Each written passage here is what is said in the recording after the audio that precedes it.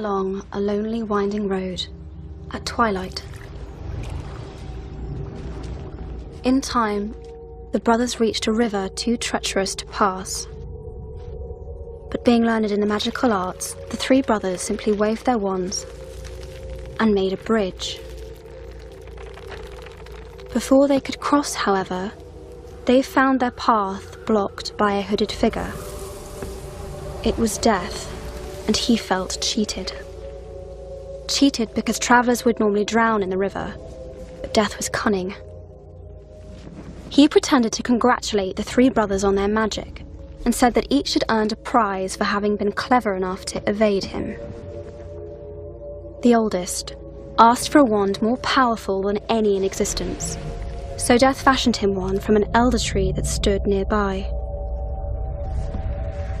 The second brother decided he wanted to humiliate Death even further, and asked for the power to recall loved ones from the grave. So Death plucked a stone from the river and offered it to him. Finally, Death turned to the third brother. A humble man, he asked for something that would allow him to go forth from that place without being followed by Death. And so it was that Death reluctantly handed over his own cloak of invisibility. The first brother travelled to a distant village, where with the elder wand in hand, he killed a wizard with whom he had once quarrelled. Drunk with the power that the elder wand had given him, he bragged of his invincibility. But that night, another wizard stole the wand and slit the brother's throat for good measure. And so Death took the first brother for his own. The second brother journeyed to his home, where he took the stone and turned it thrice in hand. To his delight, the girl he had once hoped to marry before her untimely death appeared before him.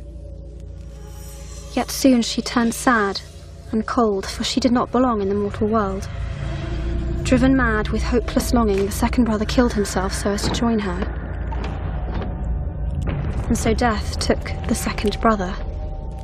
As for the third brother, Death searched for many years but was never able to find him.